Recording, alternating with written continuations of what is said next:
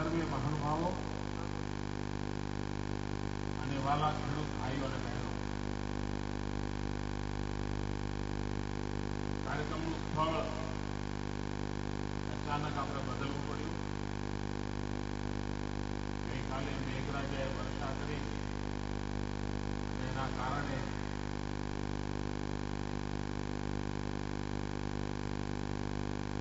અગવડ ઉભી થઈ અને પરિણામે આ સ્થળ બદલવું પડ્યું. રાતોરાત મારા એજન્સીના મિત્રોને આટલી બધી દોડધૂપ કરવી પડી. તકલીફ તો પડી, પણ મેઘરાજાનું આગમન બહુ ગમે.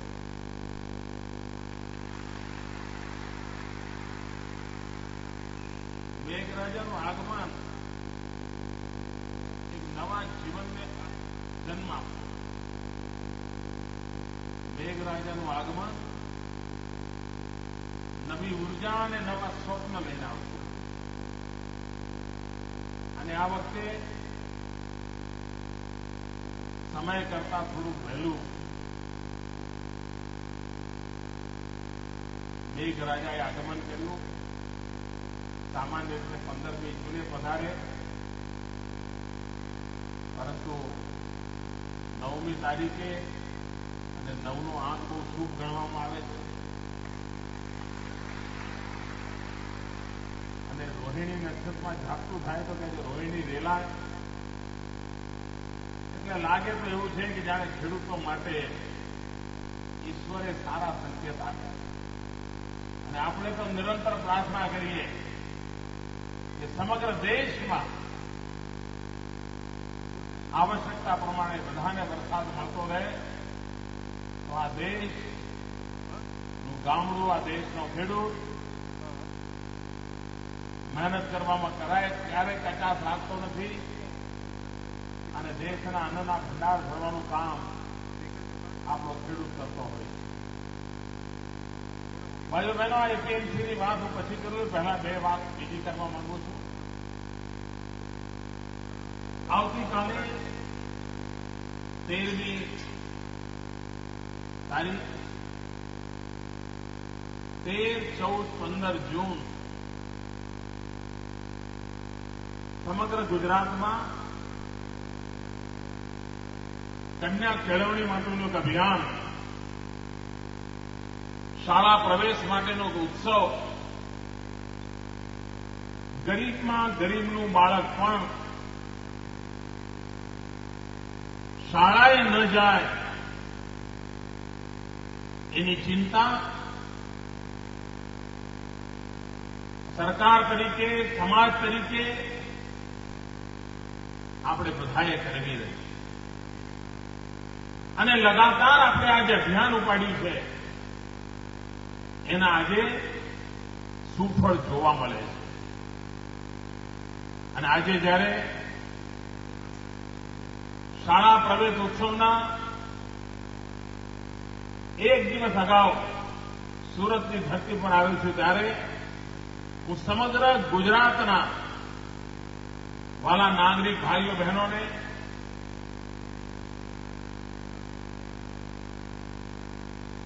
બાળકના વાલીઓને આગ્રહપૂર્વક અનુરોધ કરું છું કે આપણે સૌ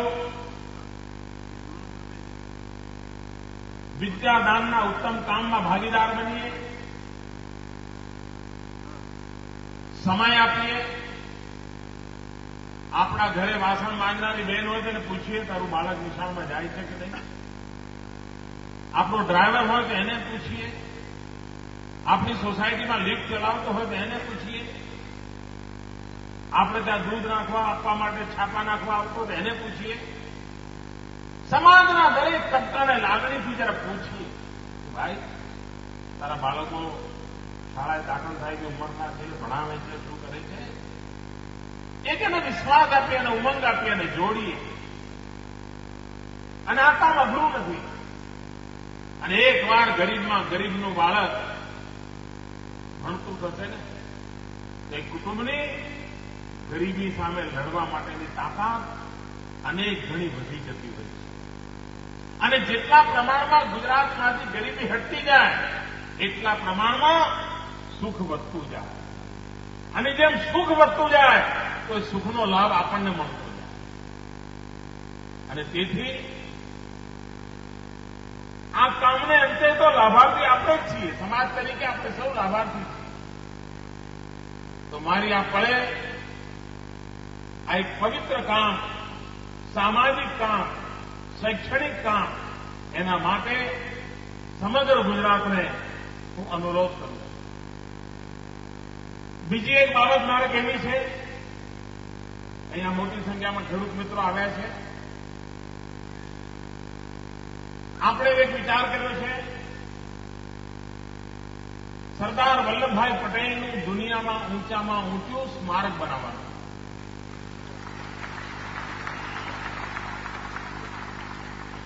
જેમ અમેરિકામાં સ્ટેચ્યુ ઓફ લિબર્ટી છે, જે દુનિયામાં ઊંચામાં ઊંચા પુતળાઓમાં એની ગણના થાય છે, આપણે સરદાર વલ્લભભાઈ પટેલનું પુતળું બાવલું સ્ટેચ્યુ ઓફ લિબર્ટી કરતા પણ ડબલ ઊંચું બનાવવા માંગીએ છીએ.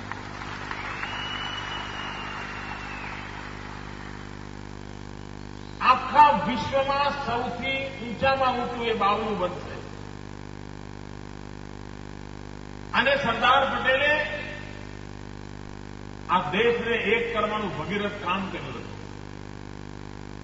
દેશી રાજા રજવાડાઓને મેળવીને ભારતને બંધારણીય ઢાંચામાં એમણે બાંધ્યું હતું. આ રાષ્ટ્રની ઉમદા સેવા એમણે કરી, ખૂબ અલ્પ સમયમાં કરી.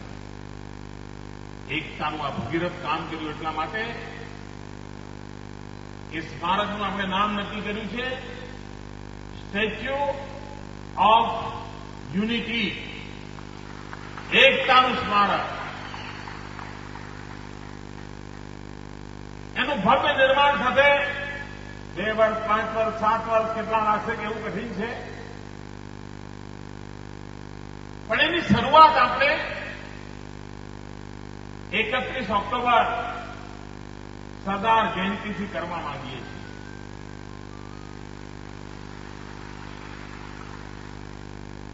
પણ આ સ્મારકની અંદર એક વિશેષતા છે.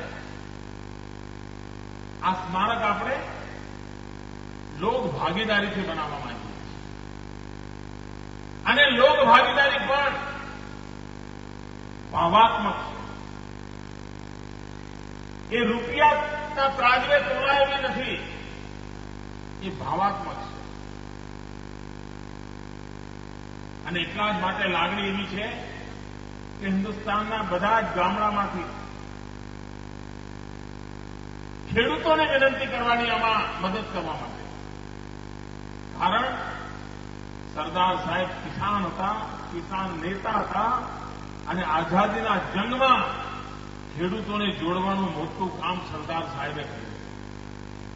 આઝાદીના આંદોલનમાં જે અનેક વળાંક આવ્યા એમાં ખેડૂતોના જે આંદોલનો થયા જેનું નેતૃત્વ સરદાર સાહેબે કર્યું હતું, જેના કારણે બારડોલી ઓળખાય. અને તેથી આપણી લાગણી એવી છે કે ગામડાનો ખેડૂત એણે ખેતરમાં જે ઓજાર વાપર્યું હોય એ ગામ આવું એક ઓજાર આપણને ભેટ આપે.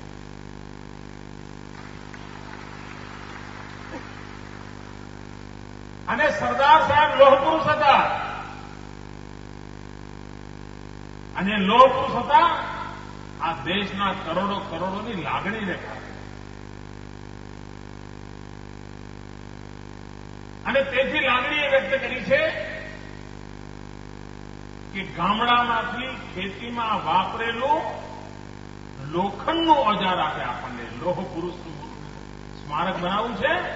હિન્દુસ્તાનના પ્રત્યેક ગામડામાંથી લોખંડ એકત્ર કરવું છે અને લોખંડ પણ ખેતરમાં. કોઈ તલવાર આપે તો મને નથી જોયું.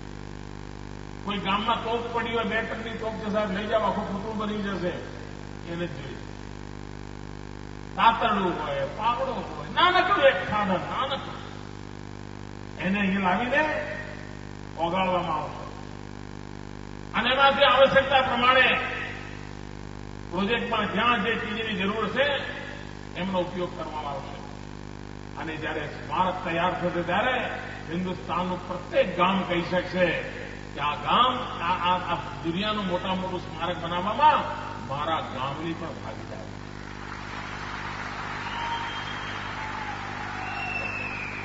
આથી તો હિમાચલ કાશ્મીરથી કન્યાકુમારી સમગ્ર દેશ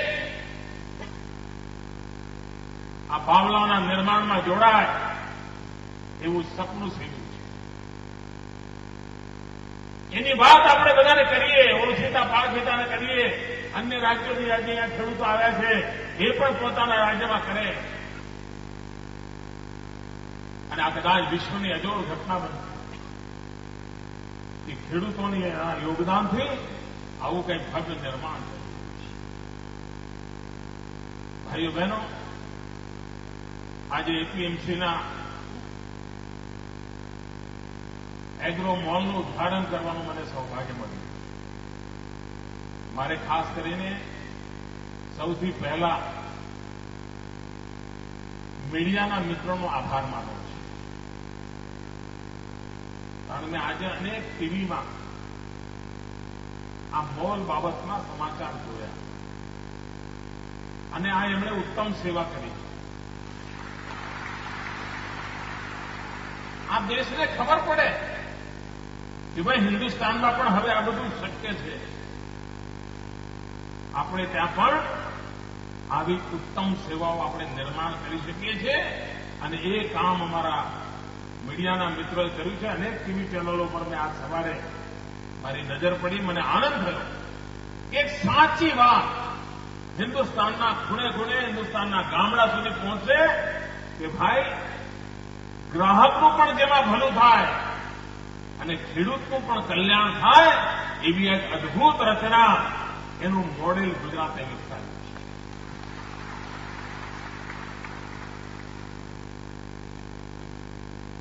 ખેત પેદાશોની આપણને બધાની જરૂરિયાત હોય, ફળફળાદી જોઈએ, શાકભાજી જોઈએ, પણ ખેડૂતને ત્યાંથી બજારમાં આવતા સુધીમાં વચ્ચે અનેક પ્રકારના વેપારીઓ માલ લે, વેચે, કારણ કે એમને પણ વેચવું તો રાખવાનું હોય. ગ્રાહકના ઘરે પહોંચતા પહોંચતા પાછું મોંઘું થઈ જાય. એના બદલે અહીંયા સીધો ખેડૂત અને સીધો ગ્રાહક એ બેને જોડવાનું કામ આ નવા એગ્રી મોલે કર્યું.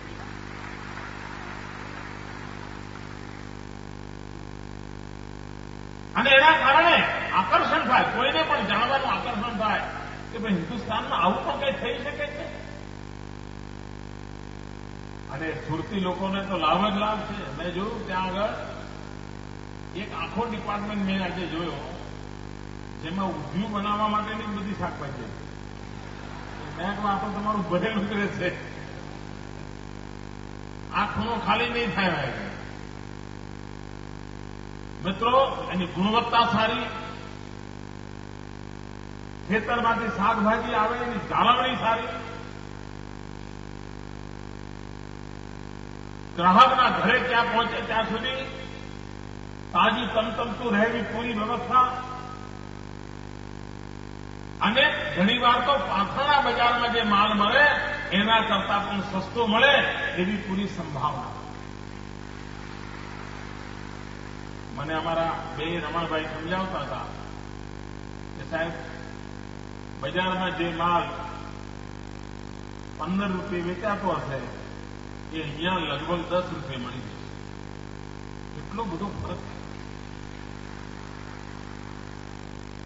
એનો અર્થ એ થયો કે જો વ્યવસ્થાઓમાં થોડું પરિવર્તન કરવામાં આવે, સહેજ એમાં ધ્યાન કેન્દ્રિત કરવામાં આવે તો આપણી પરંપરાગત વ્યવસ્થાઓને નવો ઓપ આપી શકાય છે, નવા રંગરૂપ આપી શકાય છે અને લોકોના લાભની વ્યવસ્થા પૂરેપૂરી કરી શકાય.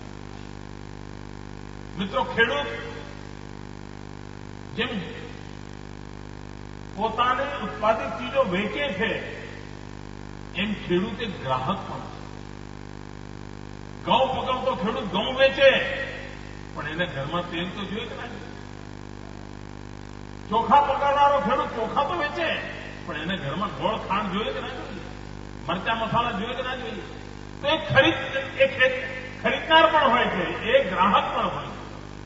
આ એવો મોલ છે કે જ્યાં ખેડૂત પોતાનો માલ વેચે અને ઓછા ભાવે ખેડૂત એની અન્ય આવશ્યકતાઓ પાછી લઈ શકે ત્યાંથી અને પોતાના ઘરનું બજેટ છે એને બરાબર મર્યાદામાં રાખી શકે.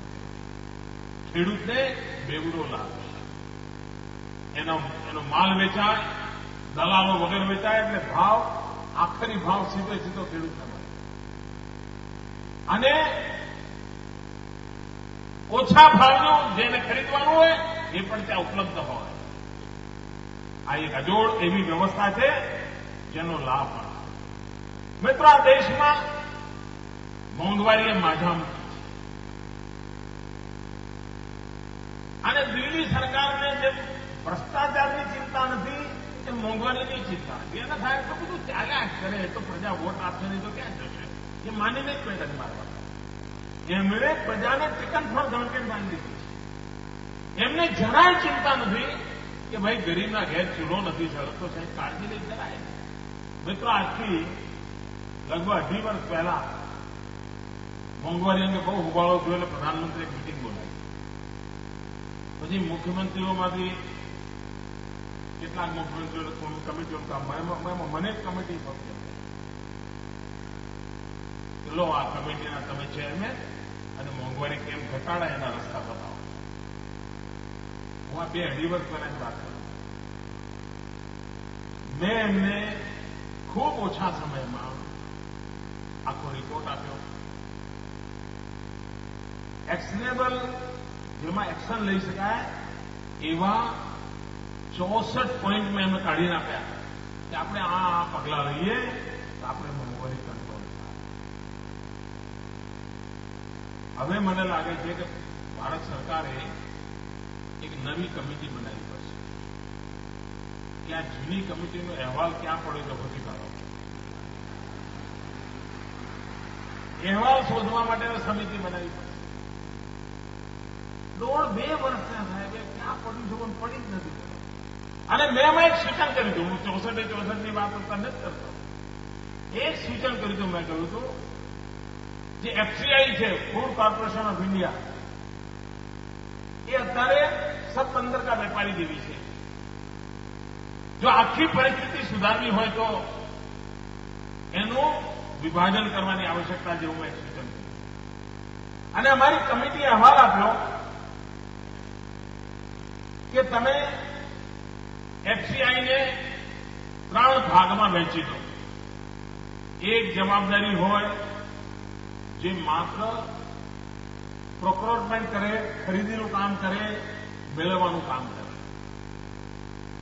એનું કામ એટલું અને ત્યાં એની જવાબદારી પૂરી. બીજી વ્યવસ્થા એવી હોય કે તદ્દન જુદી, જે એને સાચવવાનું કામ કરે. કોલ્ડ સ્ટોરેજ હોય, વેર હાઉસીસ હોય, એમાં આ બધો જે કંઈ ખેડૂતે ઉત્પાદન કરેલી ચીજો હોય એને સાચવવાનું આખું વૈજ્ઞાનિક ઢંગે એ કામ કરે.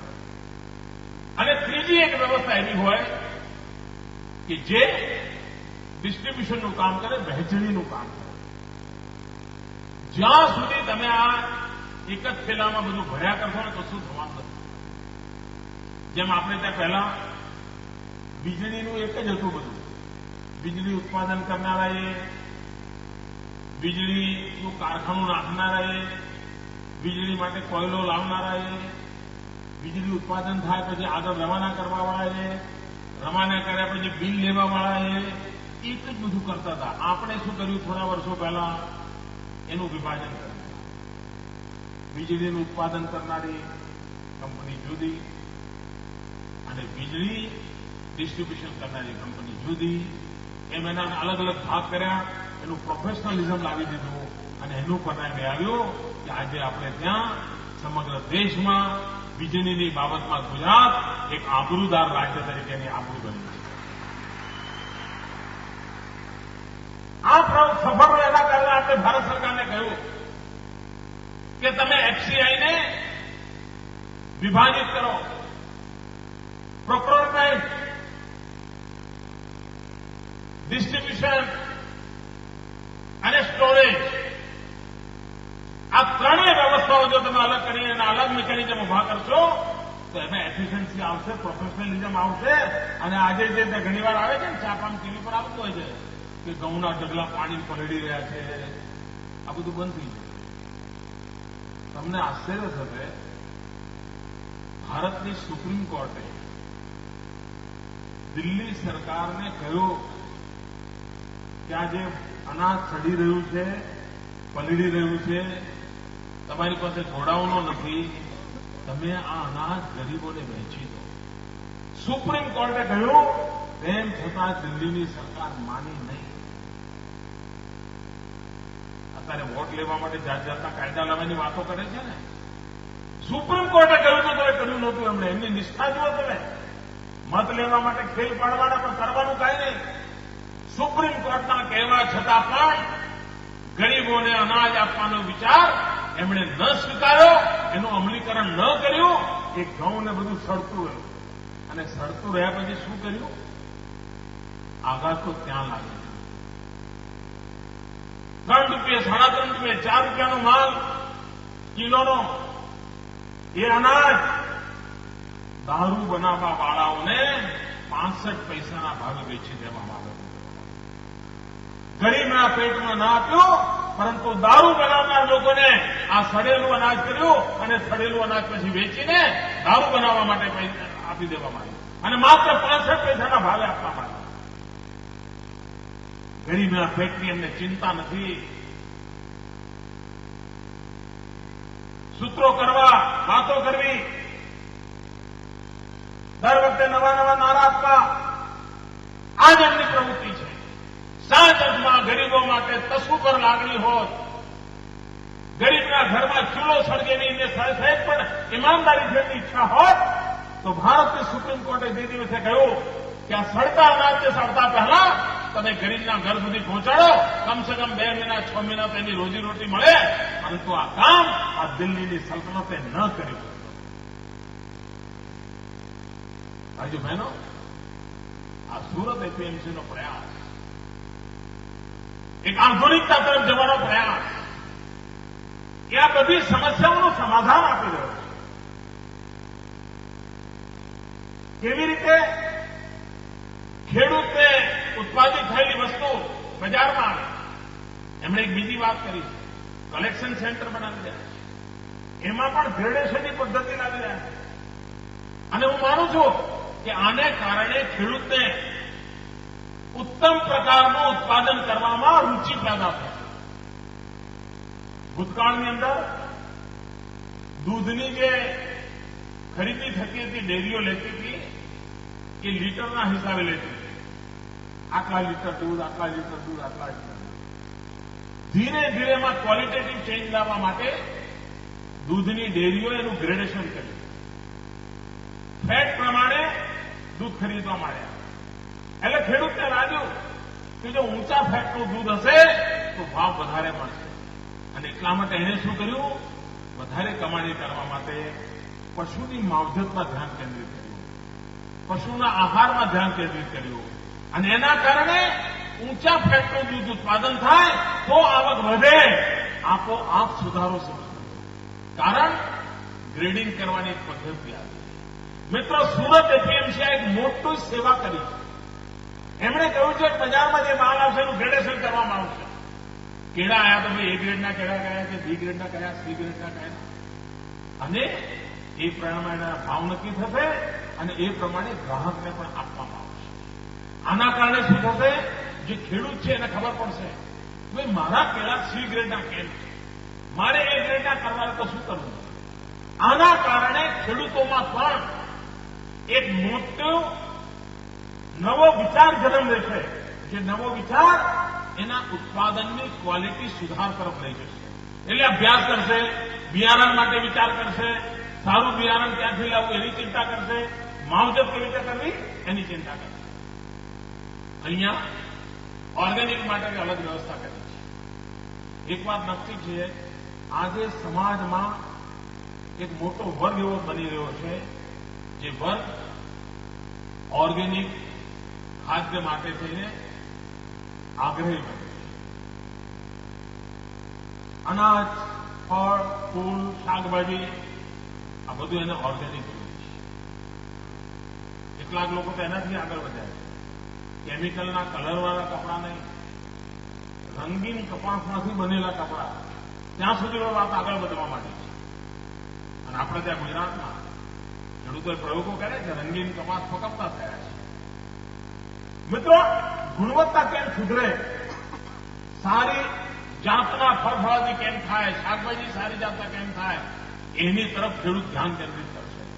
અને જેમ ગુણવત્તા સુધરે એમ એની આવક પણ સુધરતી હોય છે. આ દિશામાં પણ એક ઉત્તમ પ્રયાસ આના દ્વારા થવાનો છે. આજે મેં જયારે મોલનું બારીકેથી નિરીક્ષણ કર્યું તો મેં એમને રમણભાઈને 2-4 સૂચનો કર્યા છે. કારણ કે સુરતી માણસ છે. મિત્રો, ભવિષ્યમાં સોસાયટીના નાકે કોઈ લારી આવે, સાદ પાડે અને ઘણી બહાર જઈને શાક ખરીદે, કાં તો ઉપરથી ટોપલી નીચે નાખે, દોરડું બાંધીને અને પછી પેલો શાક ભરીને આપે. માગ્યું હોય 750 આવે 600 ગ્રામ, અને પછી આમ નીચે ઉતરવાની આળસ હોય એટલે ઉપર લઈ જાય, પછી જે થાય તે. આવું બધું જે ચાલે છે આ બધું બંધ થઈ જવાનું છે. સમાજ જીવનમાં બદલાવ આવવાનો છે. લોકોને હોમ ડિલિવરી જોઈશે. જેમ આજે તમે ઘરના નાકે દૂધના માટેનું કેબિન હોય પણ લેવા જતા નથી, પણ પેલો દૂધ આપવાવાળો ઘેર આવે એ દૂધ તમે લો છો.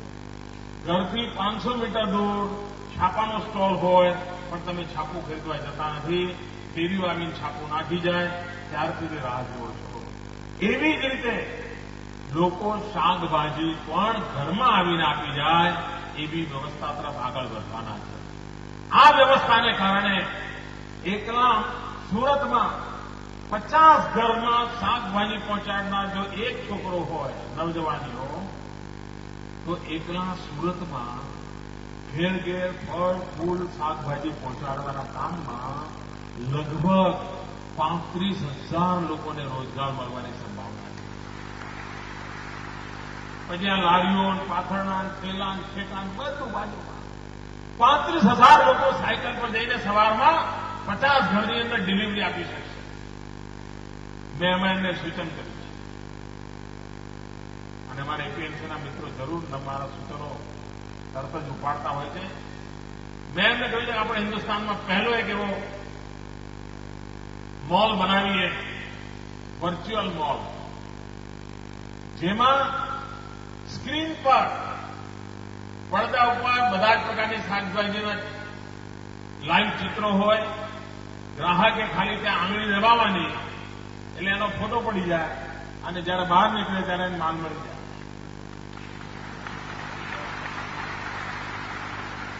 એમાં આગળ વધાય કે વર્ચ્યુઅલ મોલમાં એના ઘરમાં લેપટોપ હોય. આજે લગભગ દરેક ઘરમાં 10મા-12માનો વિદ્યાર્થી હોય તો લેપટોપ હોય. એ લેપટોપ ખોલે ને પેલો એપીએમસીની વેબસાઇટ પર જાય, રમણભાઈ જાની કે રમણભાઈ પટેલને પૂછે કે બોલો હું હાજર છું, અને વર્ચ્યુઅલ મોલને ત્યાં ખડો કરી દે પોતાના સ્ક્રીન પર, અને પોતાના ઘરમાં બેઠા બેઠા પોતાના કોમ્પ્યુટર પર વર્ચ્યુઅલ પર ટીક માર કરેગા. આ ભૂલા જોઈએ, 8 નંબરના, 7 નંબરનું સફરજન જોઈએ, 6 નંબરના રીંગણા જોઈએ. સાહેબ પેલો છોકરો બીજા દાડે સવારમાં આવી ડિલિવરી કરી જાય. આ બધો બદલાવ આવવાનો છે. અને એટલે હું આજે રમણભાઈને કહેતો હતો કે વર્ચ્યુઅલ મોલનો પણ એક પ્રયોગ હિન્દુસ્તાનમાં સુરત કરી બતાવે, અને વર્ચ્યુઅલ મોલ દ્વારા પણ, અને તો પછી તમારી આ શાકભાજી સાચવવાની સુવિધા ખૂબ વધી જશે, ખૂબ જ વધી જશે. અને આજે તમારે ત્યાં જગ્યાનો અભાવ હશે તો વર્ચ્યુઅલ મોલમાં તો તમે એ જ જગ્યાએ આજે 1000 આઈટમ વેચી શકતા હશો, તમે 20,000 આઈટમો વેચી શકશો. આ વિચાર કરો મિત્રો કે બદલાતા જતા યુગને કેવી રીતે આત્મસાત કરી શકાય છે, એમાંથી કેવી રીતે પરિવર્તન લાવી શકાય છે. એક શુભ શરૂઆત, સમગ્ર દેશ માટે આ નવી શરૂઆત છે. એ નવી શરૂઆતનું કામ કર્યું છે, જેના કારણે અમારા સુરતી લાલાને તો લીલા લહેર, પાછા આગળ જો ઘીમાં, હવે ઉત્તમમાં ઉત્તમ ઉદ્યોગ બનાવવા માટે રસ્તો મળી ગયો છે. કેરીઓ જેવી જોઈએ એવી ત્યાં ઉપલબ્ધ છે. એટલે સરસ મજાનું એક કામ, ખેડૂતની મહેનત અને ગ્રાહકની અપેક્ષા આ બંનેનું મિલન સ્થળ એટલે આપણો નવો એગ્રો મોલ છે. હું ઈચ્છું અને હું ફરી એકવાર મીડિયાના મિત્રોએ આજે આની વાત લોકો સુધી પહોંચાડી છે મોલની, એ બદલ અભિનંદન આપું છું અને આપ સૌને આ નજરાણું ધરતી વખતે ખૂબ શુભકામના આપું છું, અભિનંદન આપું છું. ધન્યવાદ. ખૂબ ખૂબ આભાર આદરણીય મુખ્યમંત્રી શ્રી નરેન્દ્રભાઈ મોદીજી. અને હું વિનંતી કરીશ એપીએમસીના વાઇસ ચેરમેન આદરણીય શ્રી રમણભાઈ અંબેભાઈ પટેલને કે આપ આભાર વિધિ કરો. આદરણીય શ્રી રમણભાઈ અંબેભાઈ પટેલ.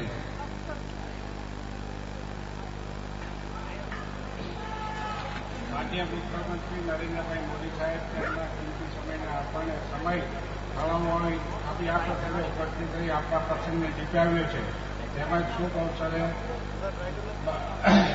સાહેબ ભૂપેન્દ્રભાઈ ચુડાસમા, ગણપતભાઈ વસાવા સાહેબ, નાનુભાઈ વાણાણી સાહેબ, સંસદ સભ્યશ્રીઓ, માજી સંસદ સભ્યશ્રીઓ, ધારાસભ્યશ્રીઓ માર્ગદર્શન આપવા પહેલા બધા આભાર વ્યક્ત કરું છું. આ અવસરે સુરત શહેર જિલ્લા કલેક્ટરશ્રી, માન્ય સહકાર કમિશનરશ્રી, માન્ય નિયામકશ્રી, અધિકારીશ્રીઓ, સ્ટાફ, સુરત મહાનગરપાલિકાના મેયરશ્રી, કમિશનરશ્રી, અધિકારીશ્રીઓ, જિલ્લા પંચાયતના પ્રમુખ તથા અધિકારીશ્રીઓ, જિલ્લા રજિસ્ટ્રરશ્રી, સહકારી મંત્રી, સુરત સ્ટાફ, ઓડિટરશ્રીઓના આભાર માનું છું. મારા સંસ્થાના બોર્ડ ડિરેક્ટર તેમજ મારા સંસ્થાના કર્મચારી ભાઈઓને આ તકે ખૂબ ખૂબ આભાર માનું છું. ખૂબ ખૂબ આભાર આદરણીય શ્રી રમણભાઈ. અને આ કાર્યક્રમને અહીંયા સમાપન કરીએ છીએ. માન્ય મુખ્યમંત્રી શ્રી ને હવે વડોદરા તરફના કાર્યક્રમો હોય અહીંથી પ્રયાણ કરશે. આપણે ખૂબ શાંતિ જાળવી એ બદલ તમામનો સુરત એપીએમસી વતી આભાર વ્યક્ત કરીએ છીએ.